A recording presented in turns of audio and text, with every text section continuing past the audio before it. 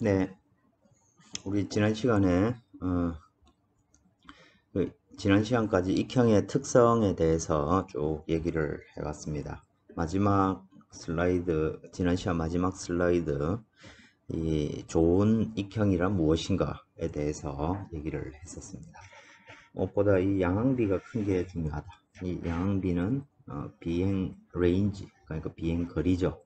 비행 거리가 에로바디 양항비에 직접적인 영향을 받게 된다. 그리고 우리가 설계를 항공기의 순항 속도를 기준으로 어, 순항 속도가 결정이 되면 양력이 결정되고 same lift, 그죠? 양력이 결정되고 거기에서 최소의 항력을 가지는 익형이 선택되어야 된다는 얘기입니다.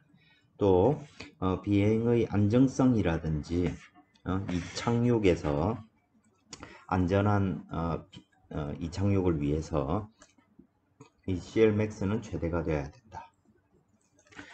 이 greater가 아니고 lower가 되겠죠. 더 낮은 스톨 스피드를 가지는 게 필요하다. 어떤 주어진 무게에 대해서 이 항공기가 무게보다 양력이 커야 되니까, 그죠?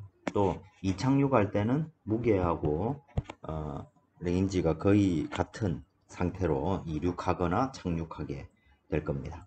그때의 속도는 뭐에 비례하냐면 면적이 클수록, 즉 양력을 만들어내는 면적이 클수록 스톨 스피드가 더 낮다. 즉 최소한도 비행을 위해서는 얘가 가져야 된 최소의 속도를 스톨 스피드라고 하는 것이죠. 면적이 커져야 되고 CLmax가 큰 값을 가져야 된다.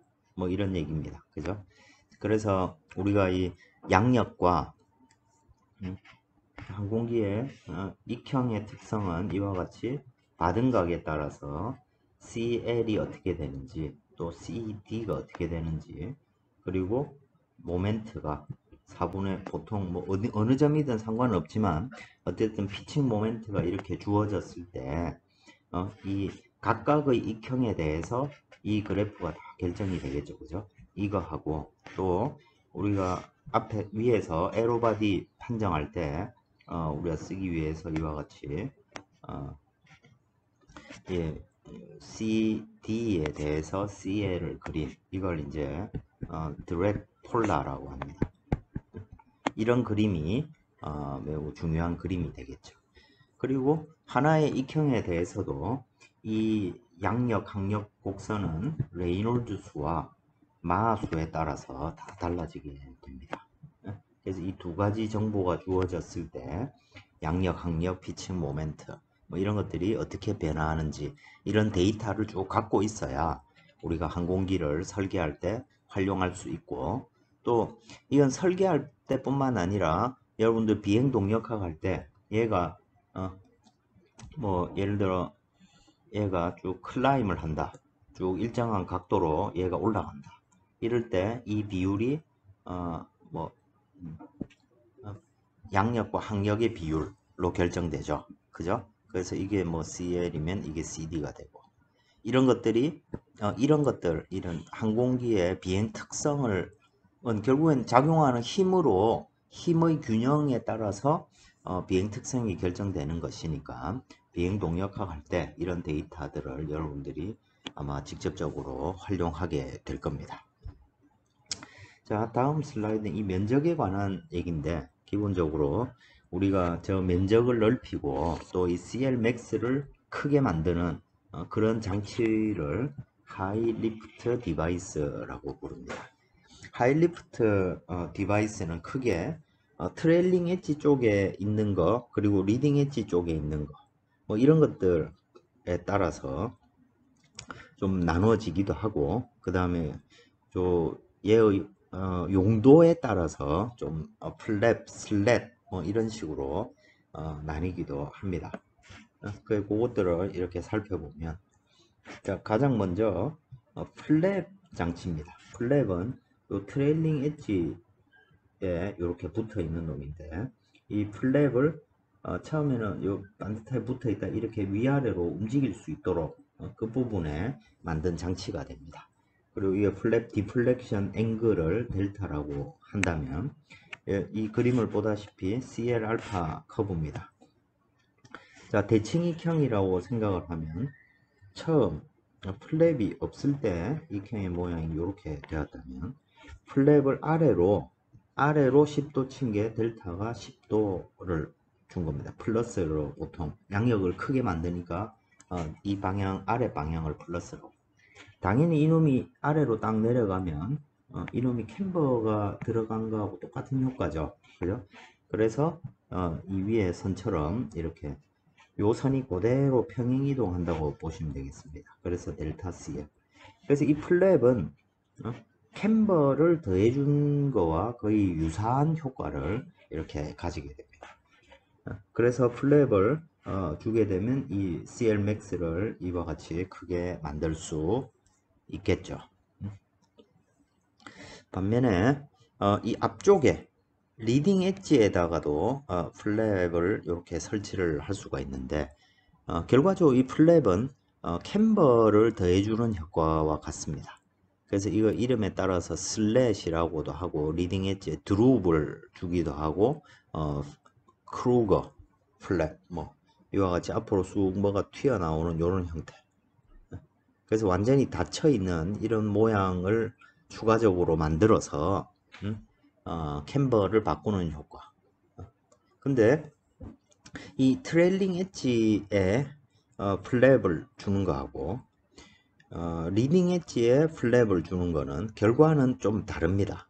뭐냐면 얘는 이 플랩 트레일링 엣지 플랩은 꼭 그 우리가 캠버를 쭉 더해준 것처럼 위아래로 이렇게 평행 이동하는 형태가 되는데 이 리딩 엣지에 이렇게 플랩을 주게 되면 이 앞부분 특성이 달라져서 캠버를 더 준 효과라기보다는 곡률, 리딩 엣지에서의 곡률을 바꾼 효과와 비슷한 결과를 얻게 됩니다. 그래서 이 경우에는 평행 이동 효과는 없는데 양력은 낮은 바든가에서는 비슷한 효과를 가지다가 CL max 값만 즉 스톨이 리딩 엣지에서 압력 특성이 바뀜으로 해가지고 이 스톨이 많이 지연이 되는 거죠. 그래서 이 스톨 앵글이 요 각도 이 각도가 이렇게 바뀌고 추가적인 CL max를 얻게 되는 좀 다른 효과를 가지게 됩니다. 어쨌든 뭐 요런 건 이제 선택하는 개념에 따라 다르겠죠. 근데 이제 제작하는 입장에서 보면 요 트레일링 엣지의 플랩이 훨씬 용이합니다.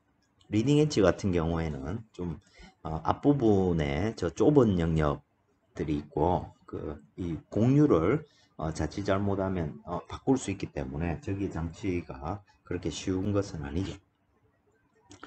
또 이 슬랫이라는 장치는 기본적으로 뭐냐면 물체에 붙어 있는 게 아니고 떨어져 있는 놈입니다.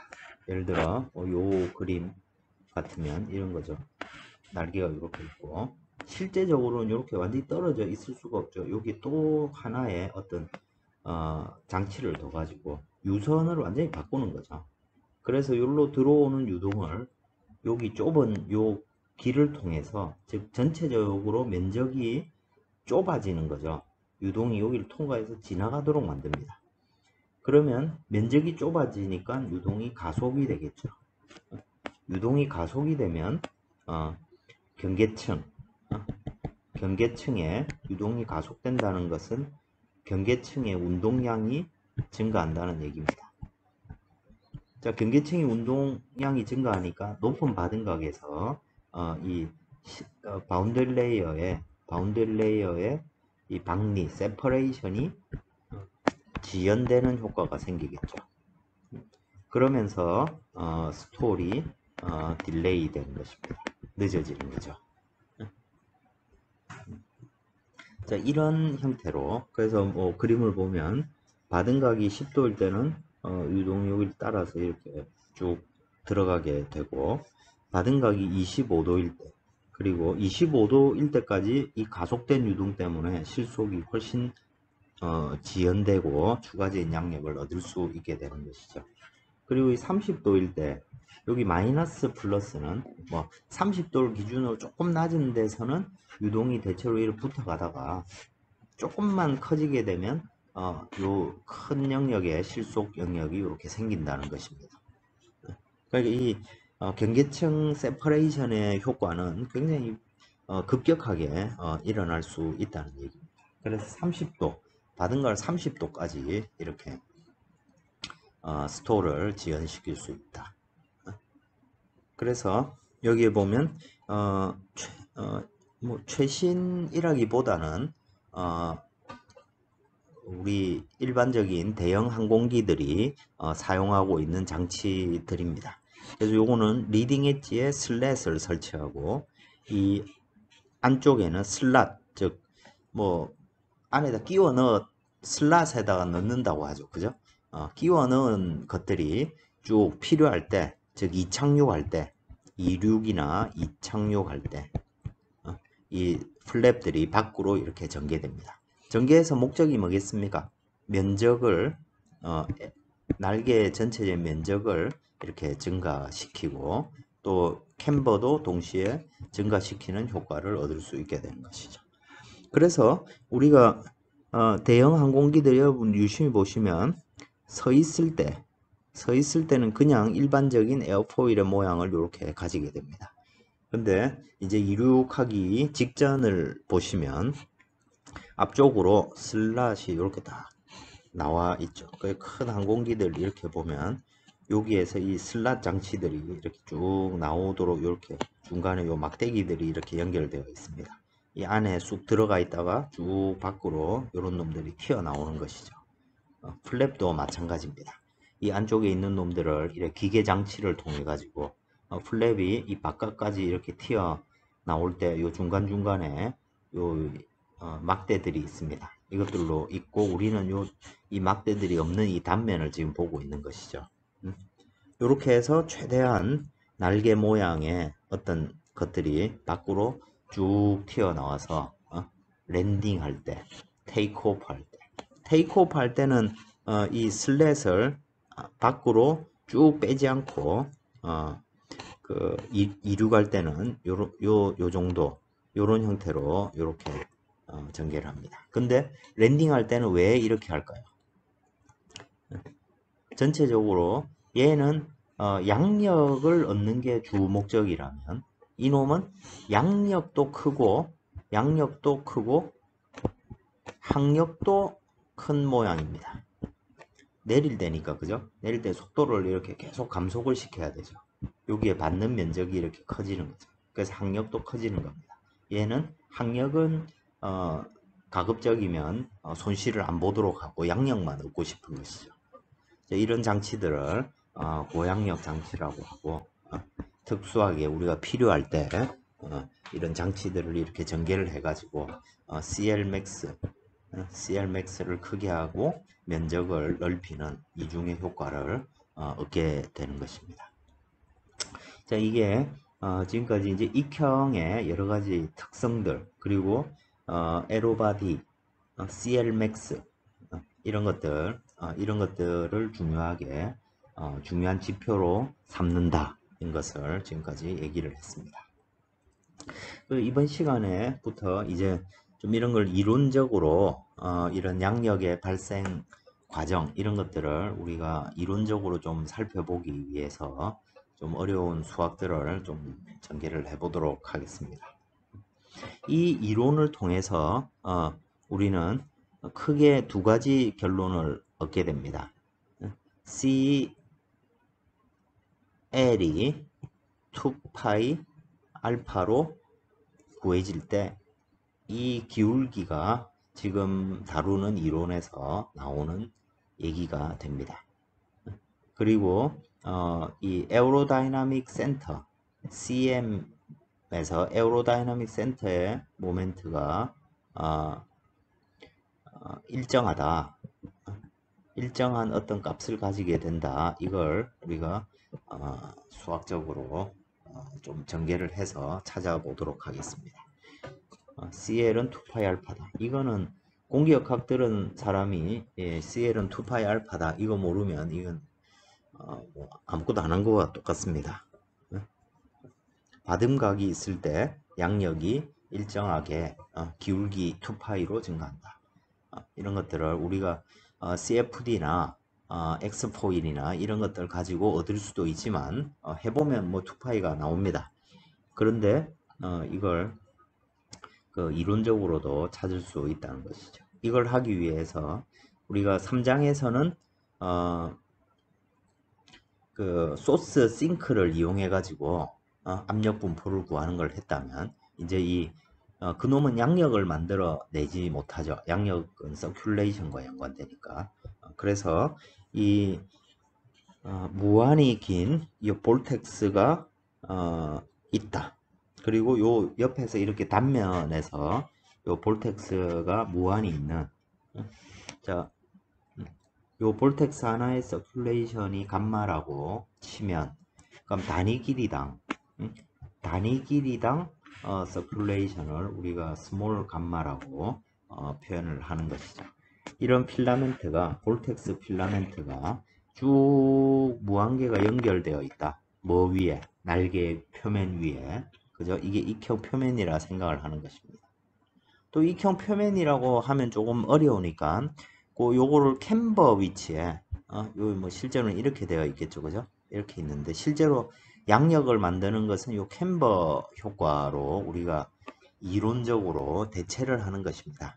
그래서 이 캠버 위에 볼텍스들이 이렇게 쭉 있을 때 뭐 어떻게 했었습니까? 우리 소스 싱크 같은 경우에 임의에 떨어진 점, 일정한 어떤 위치, 여기서는 x, y가 아니고 z로 되어 있습니다.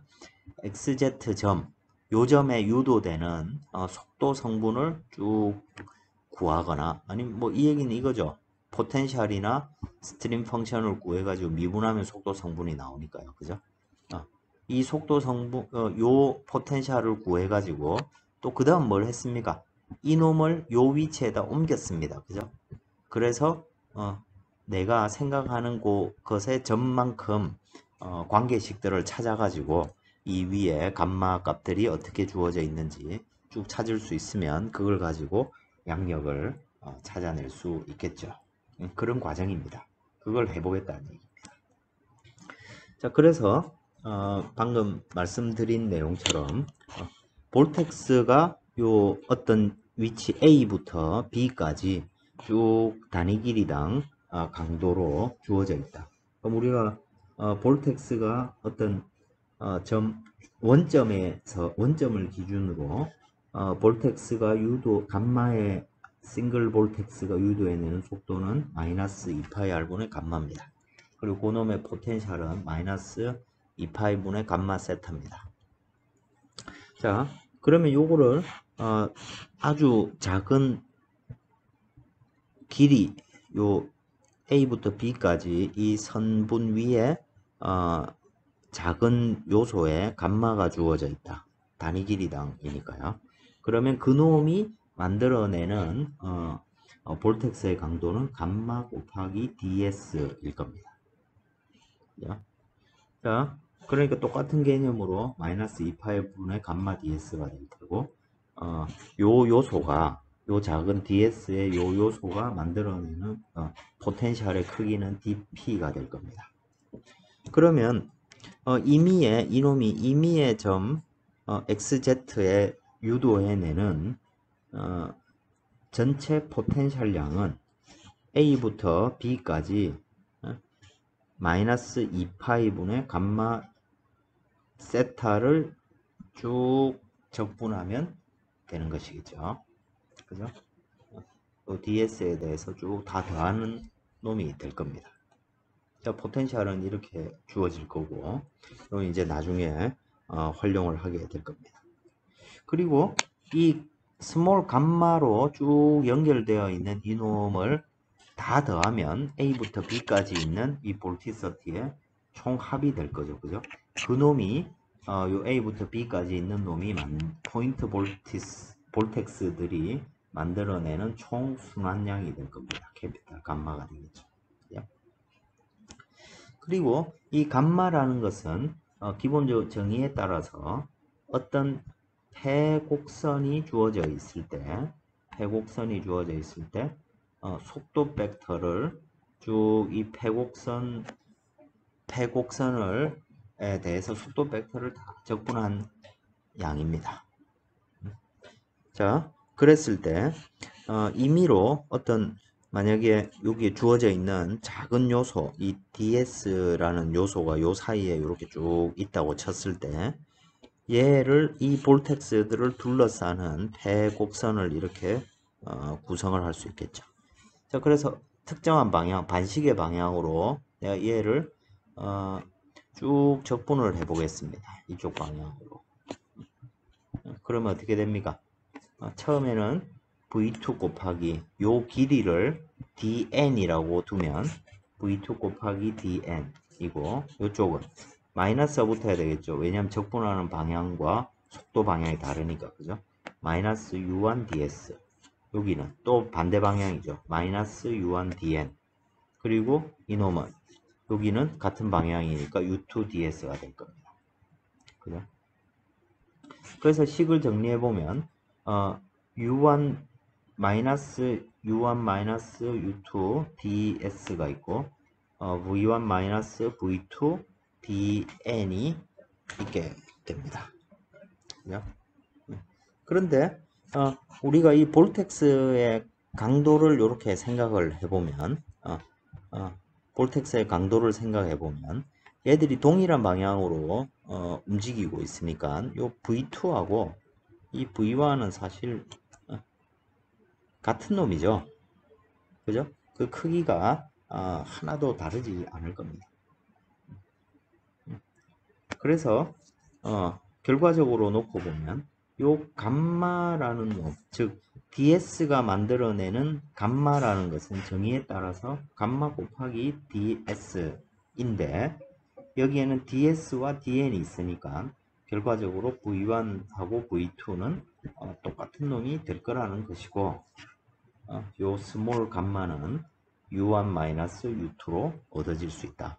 무슨 말이냐면 요 요소 DS가 있을 때 우리가 여기서 평행한 자, 그래서 나중에 우리가 이걸 패널로 이렇게 만들어 가지고 여기 요런 요소들이 있다 라고 했을 때 요런 요소들이 있다고 했을 때 익형이 이렇게 있다고 치고 그랬을 때 여기에 평행한 속도 성분이 뭐와 같다는 말을 하고 있는 것입니까? 감마라는 얘기입니다. 그죠? 여기를 U1, 요 안쪽을 U2라고 치면 실제로는 이게 익형이니까 요 U2라는 놈은 사실 우리가 0이라고 생각해야 되겠죠. 그죠? 자, 그래서 여기 평행한 놈이 이 감마와 똑같다. 이걸 나중에 이용해서 CFD로 즉 무슨 말이냐면 요 표면에 속도가 주어진다는 얘기는 뭡니까? 속도를 바로 알 수 있다는 얘기죠. 이 속도를 알면 압력을 알 수 있다는 얘기입니다. 그 압력을 알 때, 그 압력을 계산할 때 이 속도를 바로 그냥 감마로 우리가 둘 수 있다는 얘기입니다. 감마를 구했다면, 그죠? 그거 할 때 우리가 나중에 쓰려고 이런 걸 찾아내게 됩니다. 그리고 우리가 앞에서 봤듯이 이 전체가 만들어내는 토탈 서큘레이션은 이 전체가 만들어내는 리프트와 동일한 의미가 된다. 는 걸 앞에서 얘기를 했습니다. 그래서 우리가 리프트를 계산하는 절차가 요 표면 위에 있는 감마를 다 구해서 그걸 이렇게 적분하게 되면 전체 영역에 대해 총합을 구하게 되면 그놈이 양력과 비례하게 된다. 이 원리를 이용해 가지고 우리가 여러분들이 직접 요 프로그래밍을 하셔야 됩니다. 그리고 이런 것들은 시간이 많이 걸리니까 나중에 프로젝트 제출 기한에 닥쳐서 하면 할 수가 없습니다. 미리 이런 것들을 찾아보셔야 됩니다. 요거를 어떻게 하는지에 대해서는 나중에 다시 얘기를 하고 여기서는 이론적으로 접근을 먼저 해보겠습니다. 이걸 적분할 때 결국에는 이 포텐셜을 이렇게 구해 가지고 쭉 이 식에 대한 적분을 찾으면 되는데 이걸 이용해 가지고 이 서큘레이션을 내가 구할 때, 자, 이렇게 있을 때, 자, 만약에 어떤 받은 각이 주어진 받은 각이 있을 때 이놈이 만들어내는 리프트는 하나일 겁니다. 그런데 이 포텐셜 이퀘이션을 라플라스 이퀘이션에 넣어서 이걸 앞에서 구한 포텐셜을 직접 값을 구해보면 이 값은 사실 포텐셜 솔루션이 무한계가 있습니다. 자, 대표적으로 뭐 얘가 앞에 방정식이 뭐 지금 그걸 일일이 찾겠다는 건 아니지만 만들어내는 솔루션 이런 모양도 있을 수 있는 것이고요. 정체점이 여기 와가지고 이렇게 이걸 쭉 따라서 이렇게 돌아가는 것도 있고, 정체점이 여기서 시작되는 이런 유동 모양도 있을 수 있고, 또 유동이 같은 방향에서 유동이 들어왔습니다. 들어왔는데 이놈이 평면을 따라서 이렇게 쭉 반듯하게 가는 유동도 있을 수 있다는 얘기입니다. 그 외에 무수히 많은 솔루션이 있다는 것이죠. 그럼 이 솔루션 중에 어느 것이 진짜 존재하는 솔루션인가? 그러면 이 A랑 B랑 만들어내는 서큘레이션이 서큘레이션 A하고 B가 두 개가 다르게 됩니다. 그러니까 양력도 뭐 무수히 많은 답이 있다는 것이죠. 그랬을 때 이 솔루션을 무엇이 진짜 솔루션인가 하기 위해서 추가적인 조건이 필요한데, 그 조건을 구타라는 사람이 어디에서 찾았냐면 요 트레일링 엣지에서 찾았습니다. 결론은 뭐냐면 이 트레일링 엣지에서의 서큘레이션은 0이어야 한다는 얘기입니다. 그걸 어떻게 찾았냐면, 자, 실제 물리적으로 예를 들어 얘가 이렇게 저 트레일링 엣지를 이렇게 확대를 해서 보면 A점에서 유동이 이놈이 우리 포텐셜 솔루션이니까 여기에 유선이죠. 그죠? 이놈도 하나의 유선입니다. 그럼 이 유선이니까 요 유선을 따라, 유선이라는 건 속도 벡터의 접선이니까 이쪽에서 나온 놈은 1로 가려고 할 거고 이쪽에서 나온 놈은 1로 가려고 할 겁니다. 근데 유동이 두 개의 입자가 서로 크로스해서 투명 입자도 아니고 크로스해서 갈 수가 없는 것이죠.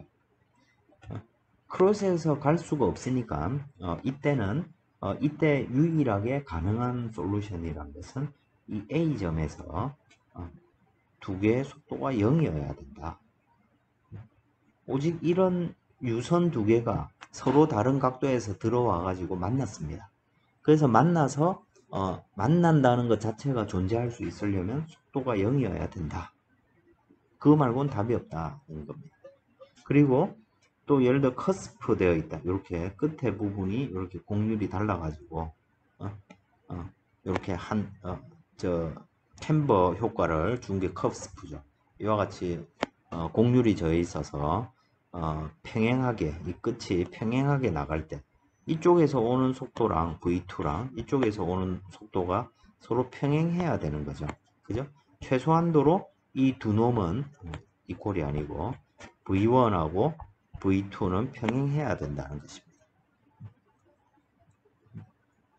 자, 그래서 이 스태그네이션 포인트하고 평행하고 이 두 가지 조건을 최소한도로 만족시키는 놈은 두 개가 같다는 것이고 최소한도 같아야 되는 것이죠. 그러면 우리가 앞에서 이 식에서 서큘레이션 감마는 U1-U2입니다. 즉 그래서 이 포인트가 이렇게 있을 때 요점과 요점을 따질 때 여기에 속도 V1과 V2 이건 이제 윗면의 속도, 아랫면의 속도로 생각할 수 있겠죠. 그죠? 그랬을 때 요 끝점 A점에서 이 두 개가 만들어내는 서큘레이션은 요 점을 이렇게 폐쇄시켜 가지고 생각해 봤을 때 그 서큘레이션은 V1과 V2의 차이가 될 테고 그 두 개의 크기가 같아야 되니까 두 개를 빼면 0이다. 그래서 트레일링 엣지에서 물리적인 솔루션이 나오려면 이 트레일링 엣지에서의 서큘레이션은 0이어야 되겠구나 라는 것을 이 구타라는 사람이 찾았고 이걸 구타 컨디션이라는 말로 부릅니다. 그래서 우리가 이 포텐셜 방정식의 솔루션을 구할 때 이 트레일링 엣지에서 서큘레이션이 0이어야 0을 만족하는 솔루션만이 실제 자연계에 존재할 수 있는 솔루션이다 해서 찾아보면 이 B번과 같은 솔루션이 자연계에 존재하는 솔루션임을 알 수 있게 됩니다. 이걸 구타 컨디션이라고 부릅니다. 이게 이제 나중에 여러분들이 프로그래밍 해서 답을 결정할 때 솔루션을 풀 때 추가적으로 이 솔루션 그 조건 하나가 더 필요한데 그때 이 구타 컨디션을 사용하게 됩니다. 그래서 이걸 구타 컨디션에 대해서 아주 옛날 사람들이 여러 가지 생각들을 많이 했는데 그걸 한번 보면 뭐 어떻게 보면 또 당연한 얘기이기도 한데 뭐 요런 세 가지 정도의 얘기를 할 수 있다는 것입니다. 주어진 받음각 익형과 받음각이 정해져 있으면 날개 익형 주변에 총 서큘레이션은 유동이 트레일링 엣지를 스무스하게 즉 서로 충돌하지 않고 나갈 수 있도록 해야 된다는 것입니다. 그리고 트레일링 엣지가 파이나이트하다. 즉 각도가 앵글이 파이나이트하다면 이 트레일링 엣지는 정체점이 되어야 된다. 즉 속도가 V1과 V2가 모두 0이 되어야 된다는 것이고 트레일링 엣지가 커스프하다면 이놈은 최소한도로 서로 크기가 유한하고 이퀄이 되도록 즉 V1과 V2가 평행이 되도록 나가야 된다. 이런 얘기입니다. 이게 물리적으로 합당한 트레일링 엣지에서의 상태라는 얘기고 그걸 똑같은 얘기를 이렇게 하고 그 최종적인 결론은 트레일링 엣지의 서큘레이션이 0이 되어야 된다. 뭐 요 얘기를 이렇게 어렵게 써놓은 겁니다. 그리고 이제 이거와 연관되는 건 또 뭐냐면 프릭션 없이 마찰이 없이 리프트가 발생할 수 있느냐 이런 얘기입니다. 예를 들어 뭐 이런 익형이 있는데 여기 자연계에 이 마찰이 없다면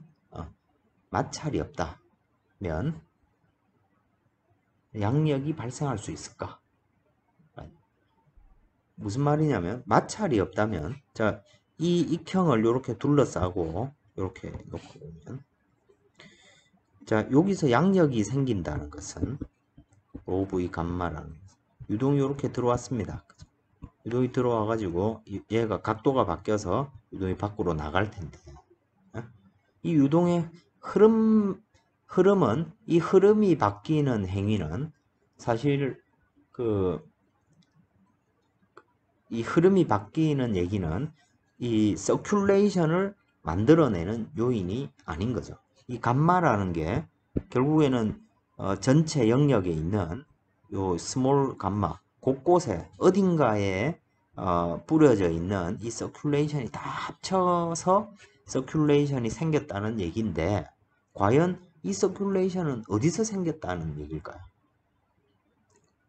이 서큘레이션은 근본적으로 이 경계층이 이렇게 있기 때문에 생기는 겁니다. 이 경계층 내부에서는 유동이 더 이상 사실은 유동이 이로테이셔널이 아니고 로테이셔널 회전 유동입니다.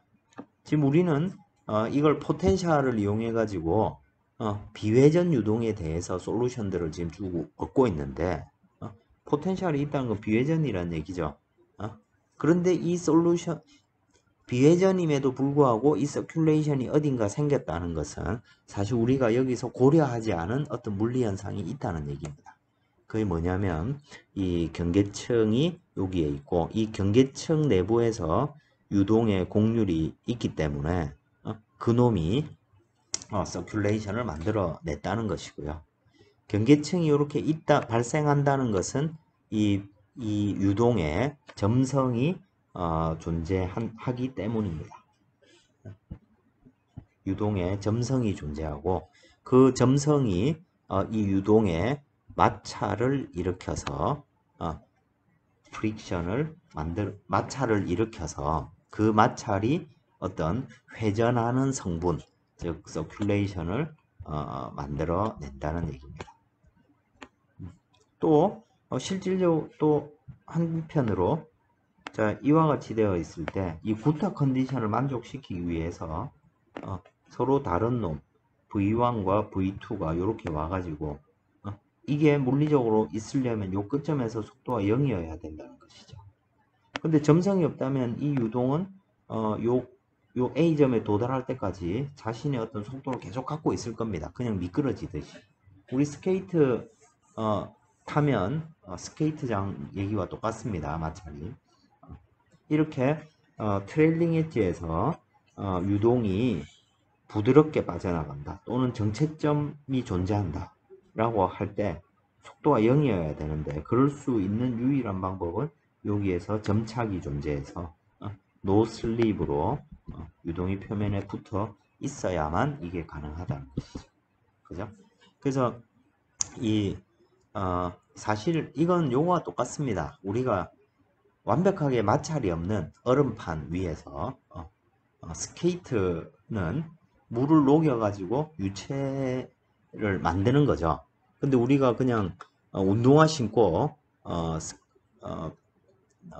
아주 꽁꽁언 바닥면에서 얼음 위를 지나간다고 생각해 보겠습니다. 그러면 움직임 자체가 만들어지지 않죠. 그죠? 그러니까 마찰이 하나도 없으면 운동 자체가 발생할 수 없는 것입니다. 사실 이게 조금 아주 근본적인 얘기인데 우리가 현재 상태로 존재할 수 있는 건 마찰이 있기 때문이죠. 자, 우리 여러분들 물리할 때 종단 속도 배웠습니다. 빗방울이 쭉 떨어지죠. 그죠? 근데 중력 가속도대로 따지자면 빗방울의 속도는 그냥 마찰이 없다면 2분의 1 GT 제곱으로 S가 그죠? 속도는 V는 GT 더하기 V0니까 무한히 중력 속도는 중력 가속도만큼 떨어질 때까지 엄청나게 증가할 겁니다. 그죠? 그래서 마찰이 없다면 사실 비가 오면 거의 뭐 쇳덩어리가 총알이 이제 우리한테 떨어지는 거와 똑같은 속도로 떨어지겠죠. 그런데 얘가 일정한 속도 부슬부슬 이렇게 비가 떨어질 수 있는 이유는 뭡니까? 이놈이 속도가 커짐에 따라서 마찰력도 항력도 커지기 때문이죠. 그죠? 그래서 빗방울이 어떤 종단 속도에 터미널 벨로시티에 도달하게 되고 그 일정한 속도로 밑으로 이렇게 떨어지게 되는 것입니다. 그죠? 그러니까 마찰이 없다면 어떤 운동이 한번 시작되고 나면 거의 무한정 커지는 상태로 진입을 하게 되겠죠. 그죠? 맞습니까? 그래서 이 마찰은 이 자연계가 존재하도록 만드는 아주 중요한 요소고 운동을 근본적으로 만들어내는 원리입니다. 그 어떤 운동이 주변으로 전파되는 원리이기도 합니다. 자, 또 이건 이렇게도 생각해 볼 수 있겠습니다.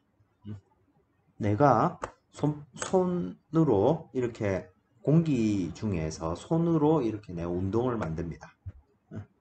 막 휘저어 보겠습니다. 부채질을 해 보겠습니다. 그러면 멀리 떨어져 있는 내가 이 손으로 인해서 부채라고 생각해서 부채를 이렇게 흔드는데 멀리 떨어져서 흔들어도 공기가 움직이게 되죠. 왜 움직입니까? 부채가 움직인 이 운동량이 주변 공기에 전달이 됐기 때문에 공기가 움직이는 것이죠. 그럼 운동량이 어떻게 전달이 됐습니까? 마찰이 없다면 공기와 부채 사이에 마찰이 없다면 과연 앞쪽 방향으로 공기가 흐를 수 있을까요? 마찰이 없다는 건 운동량이 전달되지 않는다는 얘기입니다.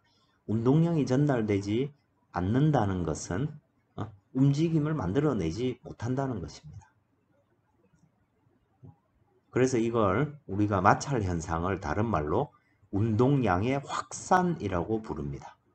마찰을 통해서 어떤 속도 성분이 발생했을 때 그 속도 성분이 점성, 유체의 점성으로 인해 가지고 주변으로 운동량이 전달되는 것이죠. 사실 에너지가 전달되는 것도 똑같은 일입니다. 마찰, 에너지가 전달. 이건 무슨 말입니까? 내가 뜨거운 공기를 주변에 딱 뒀다 라고 하면 그 뜨거운 공기는 주변으로 열을 쭉 전달하죠. 그죠? 한 곳에 모여 있지 않고 그 열을 뜨거운 공기가 움직일 수도 있지만 움직이지 않으면서 그죠? 열이 전달되기도 하죠. 그죠? 자, 창문이 있습니다. 그래서 한여름이 되면 내가 문을 꽁꽁 닫아 놨음에도 불구하고 유리를 통해서 열이 전달되죠. 그걸 전도라고 하죠. 그죠? 그래서 안쪽 유리도 뜨겁습니다. 열이 전달된다? 그걸 우리는 물리적으로 어떻게 설명을 합니까? 입자가 서로 충돌해가지고, 그죠? 즉, 에너지를 많이 가진 입자가 에너지를 적게 가진 입자에 충돌해가지고 그 에너지를 전달해준다. 이런 얘기를 하죠. 사실, 열 전달이나 운동량 전달, 이 모두가 근본적으로는 분자의 충돌 현상입니다. 근데 그 충돌 현상이 하나는 열 에너지를 전달하는 현상으로 나타나는 것이고 하나는 운동량을 전달하는 현상으로 나타나는 것입니다. 그래서 열의 전달, 운동량의 전달, 물질의 확산 이 모두가 분자의 충돌로 뭔가 전달해주는 현상으로 우리가 설명을 할 수 있고 그것을 우리가 거시적으로 보면 분자의 충돌을 거시적으로 보면 점성 현상이 되는 것입니다. 점성이라고 했을 때는 운동량의 확산을 얘기할 때 점성이라는 얘기를 쓰고 열 전도율은 에너지의 전달을 얘기할 때 열 전도율을 씁니다. 근본적으로 분자의 충돌이 만들어내는 현상이죠. 자, 익형으로 돌아오면 여기에서 자, 표면에서 유동이 마찰 없이 똑같은 속도로 이렇게 움직여 가는 게 아니고 표면에 가까운 놈은 낮은 속도로 이렇게 움직이니까 이렇게 경계층이 만들어지는 것이고 그죠? 이렇게 속도의 변화가 생기니까 여기서 유동에 회전하는 성분들이 발생해 나오는 것이죠. 그죠? 그래서 마찰이 없으면 근본적으로 양력이라는 현상 자체가 발생할 수 없다 이런 얘기를 하는 것이고요. 그래서 그것이 이 마찰 현상으로 인한 경계층 그리고 표면에서 속도가 0이다. 이것이 이제 구타 컨디션을 충족시키는 요인이 되기도 한다는 것입니다. 마찰이 없다면 구타 컨디션 자체도 성립될 수가 없는 것이죠. 그죠? 그런 얘기를 여기서 지금 하고 있는 것입니다. 약간 조금 추상적이고 좀 뭐 알 듯 모를 듯한 얘기인데 잘 깊이 생각을 해보시기 바라겠습니다. 자, 그러면 우리가 이런 어떤 또 모순에 봉착하게 되겠죠. 마찰에 의해서 서큘레이션이 전체적으로 생겼으니까 이 유동은 회전 유동 아니냐. 이제 뭐 이렇게 얘기를 할 수 있을 것입니다. 그런데 요걸 이제 실질적으로는 이렇게 설명을 합니다. 자, B번 그림을 보시면 자, 익형에서 요렇게 도는 서큘레이션이 생겼습니다. 근데 실제 물리 현상을 보면 이 뒤쪽으로 이렇게 말려 들어온 소용돌이가 존재하게 됩니다. 그래서 처음에 속도가 0이었다가 이놈이 어떤 순간 자신의 속도를 가지고 움직이게 되면 어떤 속도를 가지고 움직이게 되면 그 안에서 익형의 주변에 리프트를 만드는 서큘레이션이 생기고 그 서큘레이션이 생긴 만큼 보상해주는 어떤 볼텍스가 생깁니다. 이건 여러분들이 어디서 볼 수 있냐면 수영장이나 목욕탕에서 손바닥을 이렇게 펴가지고 바등각을 이렇게 만든 후에 물 표면을 이렇게 한번 쭉 쓸고 한번 움직여 가 보십시오. 그러면 어떻게 됩니까? 뒤에서 파도 같은 놈이 이렇게 말려 들어오죠. 그죠?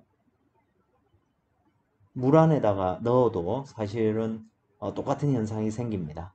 물 안에서 손을 바등각을 만든 후에 이렇게 쭉 움직이면 뒤쪽에서 따라 돌아오는 놈은 이 내 손이 만들어내는 서큘레이션과 반대 방향의 어떤 소용돌이들이 이렇게 생기게 됩니다. 유튜브에도 여러분들이 스타팅 볼텍스 해서 찾아보면 이걸 실험적으로 쭉 찾아가지고 만들어 놓은 영상을 볼 수가 있습니다. 요건 사실 자동차에서도 볼 수 있는데, 자, 바닥면이 요래 있고 자동차가 요래 있습니다. 이런 자동차가 있습니다. 이 자동차가 멈춰 있다가 급가속 제로 투 100으로 급가속을 이렇게 했습니다. 그러면 이 뒤쪽의 유동은 어떻게 됩니까? 이 뒤쪽에 큰 먼지, 만약 이 바닥에 먼지가 많이 있다면 먼지가 요렇게 요런 모양을 이루는 먼지를 발견할 수 있을 것입니다. 이 운동으로 인해서 요 주변에 이런 서큘레이션이 이렇게 생겼고 그거와 반대 방향의 서큘레이션이 남아 있는 것이죠. 그래서 전체를 합해서 보면 이 서큘레이션의 합이 똑같다. 그래서 이걸 이제 이 서큘레이션에 관한 이론 켈빈 뭐 서큘레이션 티어렘 뭐 어쩌고 저쩌고 해서 지금 이건 뭐 관심사항이 아닌데 이놈이 일정하다. 서큘레이션은 콘스탄트하다. 비점성 유동이라고 하면 뭐 그런 얘기고요. 그래서 우리가 다루는 이론이 여기서 서큘레이션이 전체적으로 생겼다 하더라도 그걸 보상해주는 뭔가가 있기 때문에 푸는 유동 자체는 비회전 유동이라고 우리가 볼 수 있겠다. 뭐 이런 얘기입니다. 그걸 하기 위해서 하는 얘기고, 이건 뭐 이론적으로 뭐 그렇다는 얘기가 아니라 실질적으로 이런 스타팅 볼텍스 이런 것들이 이렇게 생기는 거죠. 뭐 그런 얘기를 지금 부수적으로 하고 있는 것입니다. 자, 다시 이론으로 돌아가서 우리가 어떤 임의의 점의 포텐셜을 정의할 수 있을 때 이걸 이론해를 우리가 구하기 위해서 thin airfoil이라고 가정을 합니다. 이건 뭐냐면 에어포일의 thickness는 없다 고 생각을 하는 것입니다. 이렇게 생각해도 매우 정확한 결과를 우리가 얻게 됩니다. 신기하게도. 대신 캠버는 둬야 되는 것이죠. 그래서 실제로 우리가 캠버 라인 위에 볼텍스 시트가 이렇게 있다고 생각할 수 있고, 근데 이 캠버라는 게 뭐 기껏 해봤자 뭐 한 2, 3%, 4%뭐 이 정도밖에 안 되니까 실질적으로 이 놈을 이 캠버 라인에 있다고 생각하지 않고 요 X축 위에 쭉 있다고 하면 이제 더 이상 이 캠버 위에 있는 요 놈의 Z 좌표를 생각 안 해도 되니까 식이 굉장히 간단해질 수 있겠죠. 그래서 민 캠버 라인을 스트림 라인이라고 생각을 하고, 여기서 유동의 속도는 이 캠버 라인과 평행한 방향으로 움직여야 되겠지만 얘가 만들어내는 효과는 요 X축 위에 있도록 만드는 것입니다. 이렇게 분포를 시킨다는 얘기입니다. 그렇게 했을 때 이 스트림 라인과 평행하게 움직인다는 얘기니까 이 along 스트림 라인을 따라서 노멀 속도는 존재하지 않는다. 이게 이제 경계 조건이 되겠죠. 그죠? 이건 우리가 앞에 소스 싱크 할 때도 똑같은 경계 조건을 썼습니다. 자, 이걸 이용해 가지고 적분을 직접 한번 해보겠습니다. 자, 먼저 경계 조건 관련해서 자, 이 얘기입니다. 유동이 자, x축과 관련해 가지고 요 알파의 각도로 자유류가 들어오고 있습니다. 그러면 자, 임의의 요 캠버 라인 위에서 자유류의 노멀 성분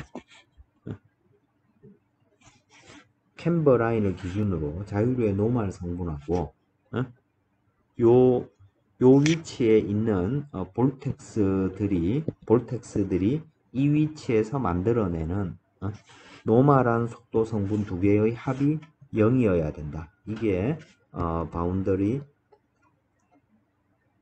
컨디션이 되는 것이죠. 자, 그래서 그걸 가지고 자유류의 노멀 성분 찾아보면 자, 뭐 이렇게 보는 겁니다. 자, 생각하기 쉽도록 요 점을 기준으로 생각을 해보는 겁니다. 자, 자유류는 알파의 각도로 들어옵니다. 그리고 요 선과 요 알파를 생각할 수 있겠죠. 그죠? 자, 요 면에서 자, 노멀한 성분이니까 자, 요 벡터가 여기 그대로 있다고 했을 때 요렇게 구할 수 있겠죠. 그놈이 요 놈하고 같을 겁니다. 그죠? 노멀한 성분.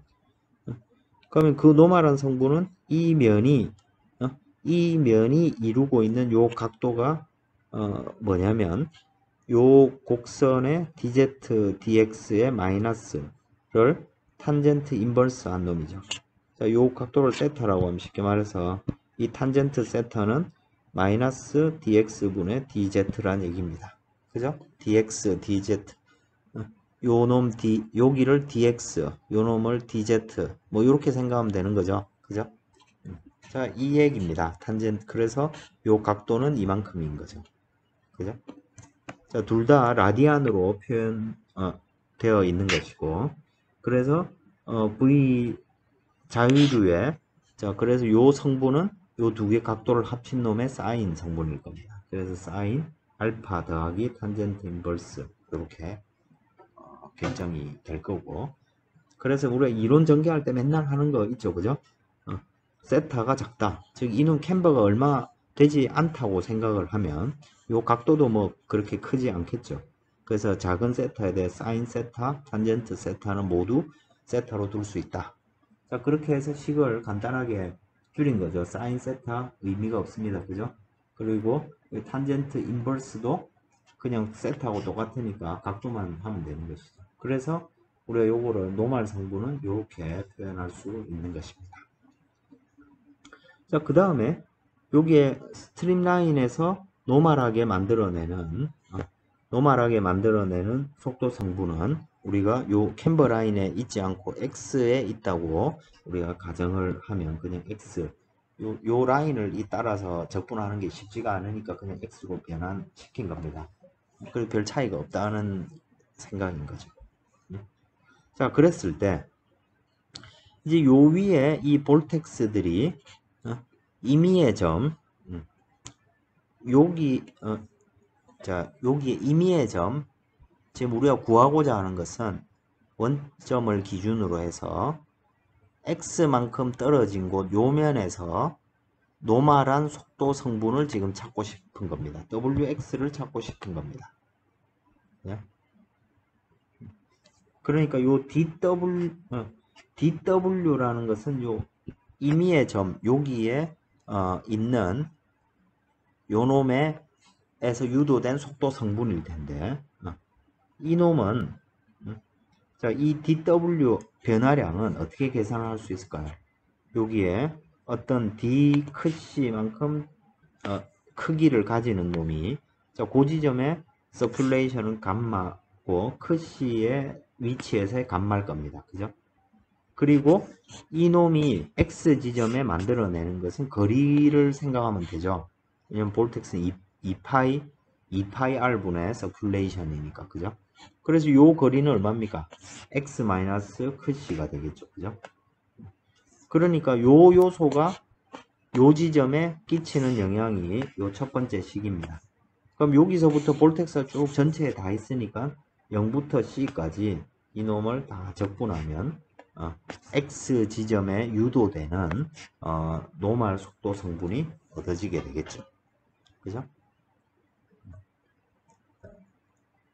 자, 이미 그래서 이 경계 조건에 관계된 식을 다 찾아냈습니다. 자, v 인피니티 노멀은 요 첫 번째 식으로 주어졌고, 여기 ws 프라임은 wx랑 똑같으니까 이게 2번 식이 주어졌습니다. 그래서 1번식, 2번식 여기다 대입을 하면, 자, v 인피니티 알파 dz dx 마이너스 이 적분식입니다. 자, 그래서 이 식을 내가 이미 알고 있는 양. 자, 여기 보시면 알파 이미 알고 있습니다. 내가 뭐 받은 거에 몇 도다 라는 걸 알고 있는 양이고, dz dx는 이건 에어포일 형상이 결정되면 이미 다 결정되는 놈이죠. 그죠? 맞습니까? 그리고 이 놈도 결국에는 어느 특정한 지점의 값이죠. 내가 요 지점, 여기 있는 P점이라고 했으면 요 P점에 대해서 노멀 성분을 구한 거죠. 그죠? 자, 그 노멀 성분하고 자유류의 노멀 성분 두 개가 같다는 얘기입니다. 그죠?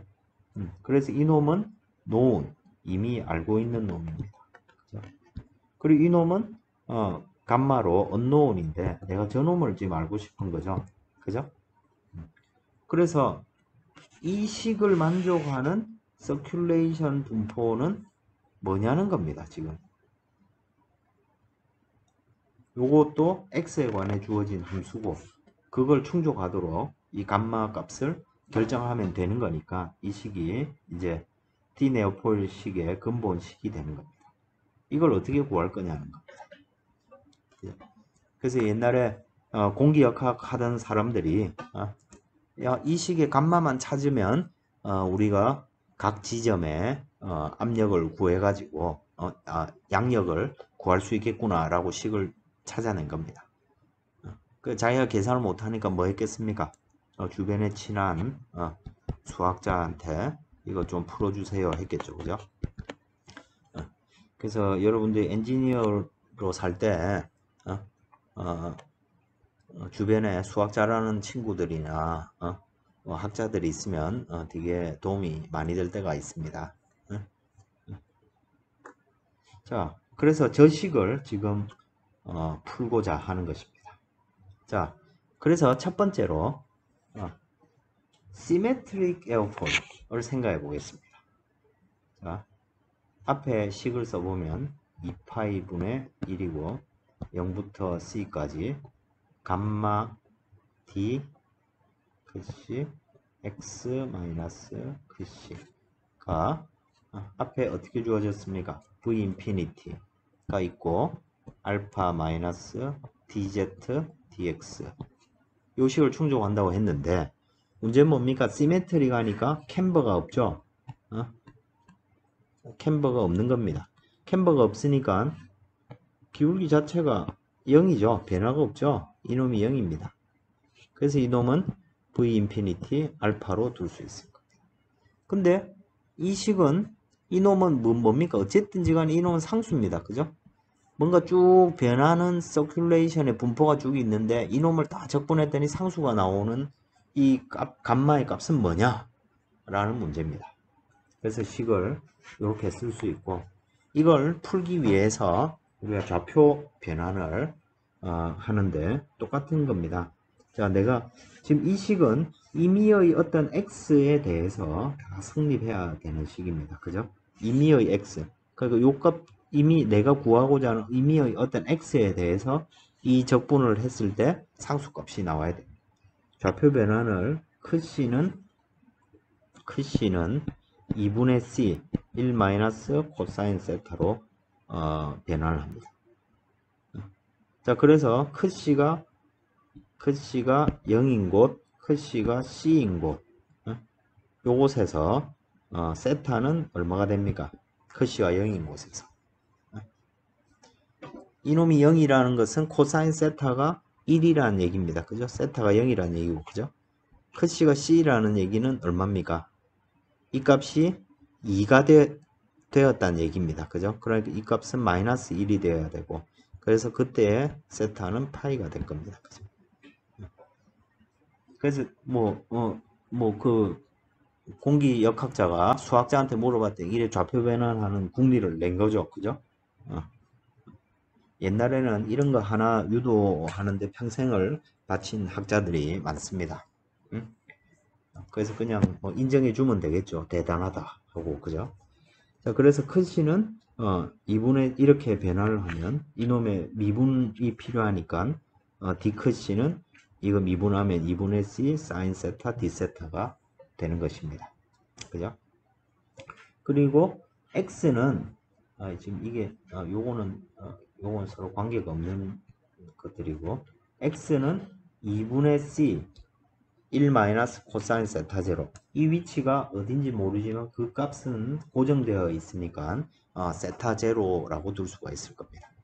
그래서 이 식을 세타에 관한 식으로 바꿔보면 2파이 분의 1 2분의 C 코사인 세타 마이너스 코사인 세타 제로 감마 2분의 C 사인 세타 D 세타가 되죠. 그죠?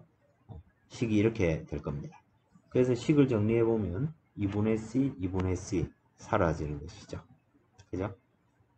그래서 저 적분은 2분의 파이 코사인 세타 코사인 세타 제로 분의 감마 요것도 어떤 변수값이고 사인 세타 D 세타 이게 상수가 되는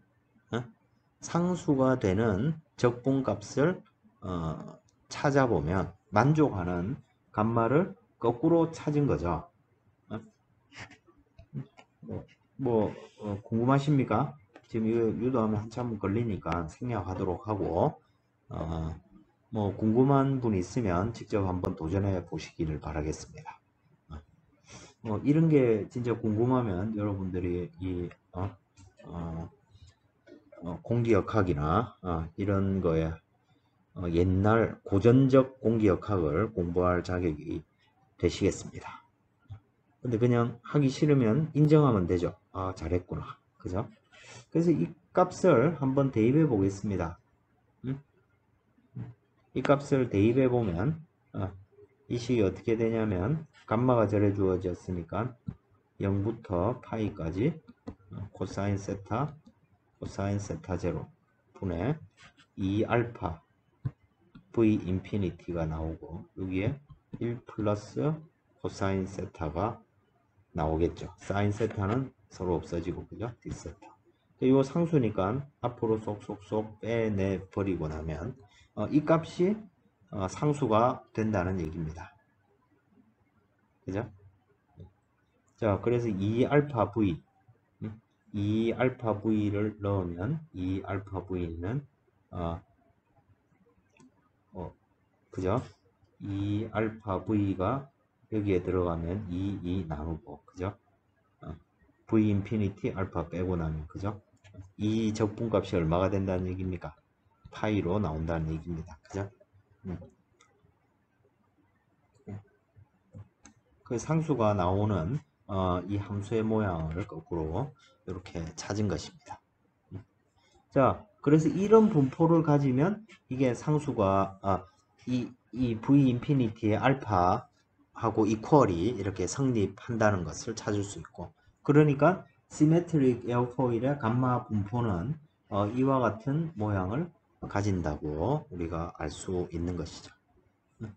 자, 그 다음에 여기서 이 식은 최소한도로 구타 컨디션 뭡니까? 감마 C 즉 트레일링 엣지입니다. 그죠? 여기서 감마가 얼마가 돼야 됩니까? 0이 돼야 됩니다. 그죠? 트레일링 엣지의 각도는 파이니까 이 감마 분포에 파이를 넣어보면 0이 나와야 된다는 얘기입니다. 그래야 이게 물리적으로 의미 있는 솔루션이죠. 수학적으로는 뭐 상수가 나온다 하더라도 물리적으로 의미를 가지는 서큘레이션이 되려면 구타 컨디션을 만족해야 되는 것이죠. 그래서 대입을 해보면 문제가 뭡니까? 자, 파이에서 사인 세타가 0이고, 그죠? 그 다음에 코사인 세타 마이너스 1이니까 이게 0분의 0꼴이 나오는 것이죠. 그래서 이 값을 결정할 수 없습니다. 이럴 때 뭐 합니까? 로피탈 정리 쓰면 되죠. 그죠? 위아래 분자 분모 다 미분을 합니다. 그러면 코사인 세타가 되고 요 마이너스 사인 세타가 되는 거죠. 분자는. 자, 그래서 파이에서 로피탈 정리해가지고 넣어보면 코사인 파이분의 마이너스 사인 파이가 되니까 1분의 0이 되는 거죠. 그죠? 마이너스 1분의 0이니까 뭐 어쨌든. 그래서 이 값이 0이라는 걸 알 수가 있습니다. 그래서 이거는 이 값은 이 분포는 구타 컨디션을 만족한다. 그래서 이거 물리적으로 타당한 솔루션이다. 실제로는 이 적분을 해가지고 파이가 나오는 감마 값은 무수히 많습니다. 그 중에서 구타 컨디션을 만족시키는 솔루션을 찾은 것이죠. 그죠? 그래서 우리가 이 경계 조건을 충족하는 이런 경계 조건을 충족하는 감마의 분포를 즉 시메트릭 에어포일에서 그 캠버의 변화가 없는 V 인피니티 알파가 되는 감마의 분포를 거꾸로 찾아낸 겁니다. 감마의 분포를 아니까 이제 모든 걸 아는 것과 같죠. 자, 감마의 분포를 아니까 이 익형의 대칭 익형이죠. 지금 시메트릭 에어포일입니다. 감마를 다 적분하면 되죠. 0부터 C까지. 그죠? 자, 그래서 D 세타 앞에서 했듯이 이 변환 조건을 2분의 C 1 마이너스 코사인 세타를 여기에 넣으면 사인 세타 D 세타가 되고 감마 세타고 2분의 C가 밖으로 나왔죠. 그죠? 그 다음에 감마 분포가 이 값입니다. 그죠? 이 값입니다. 감마가. 그러니까 2알파 V 인피니티고 1 플러스 코사인 세타 사인 세타니까 사인 세타 딱 없애고 그죠? 그럼 이 적분은 어떻게 됩니까? 서큘레이션은 2분의 C 곱하기 2알파 V 인피니티가 되고 0부터 파이까지 뭔 적분이 됩니까? 1 플러스 코사인 세타 D 세타죠. 이거 뭐 적분 아무나 할 수 있는 거죠. 그죠?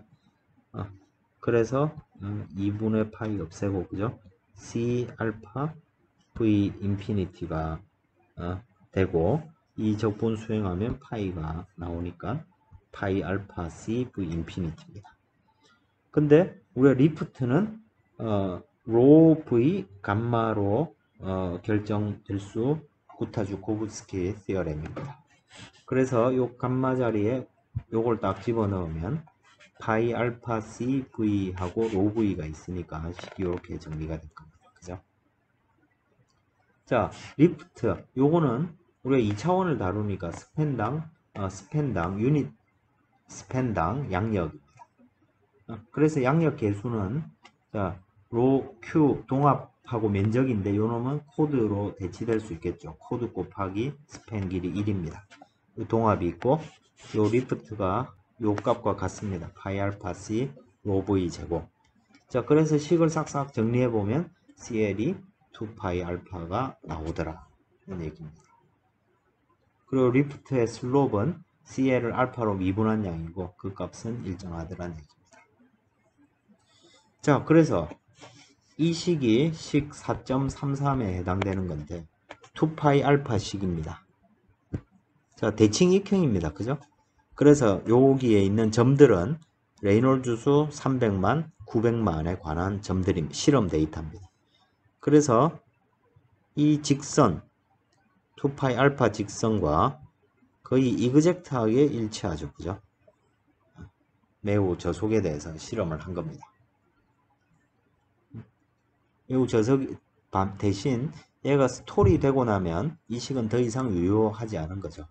그죠? 경계층이 박리가 됐으니까 이 유동은 유동 전체적으로 이로테이셔널 플로우라고 우리가 간주할 수가 없을 겁니다. 자, 우리가 thin airfoil로 가정해가지고 경계 조건을 충족하는 즉 이 서큘레이션의 분포, 서큘레이션의 분포와 어떤 유동의 바등각의 노말 성분이 서로 상세대에서 유동이 캠버라인과 평행하게 움직인다 라고 가정했을 때 감마 분포를 찾았고, 그걸 가지고 서큘레이션을 계산해 보면 양력을 로우 V 감마 가지고 계산할 수 있고, 우리는 그로부터 CL은 2파이 알파라는 아주 엄청난 관계식을 찾아낼 수 있게 됩니다. 이게 우리가 익형 이론을 가장 핵심적인 결과입니다. 기울기가 2파이에 비례해서 할 수 있다. 그래서 우리가 알파를 대충 알면 받은 각 몇 도에서 양력 계수값이 얼마라는 것을 대충 이렇게 대충이 아니고 실제로 아주 정확하게 찾아낼 수가 있다는 얘기죠. 그죠? 이 값이 결정되고 나면 우리는 양력을 이제 거꾸로 찾아낼 수 있게 됩니다. 그래서 저속에서는 속도나 레이놀즈 수, 뭐 이런 유동의 조건과 상관없이 이 식이 매우 잘 유효한 식이 되는 것입니다. 이걸 우리가 thin, 두께가 12%나 되는데도 우리는 이걸 thin이라고 가정해서 문제를 풀었고, 그에 매우 잘 맞는 것을 발견할 수 있었습니다.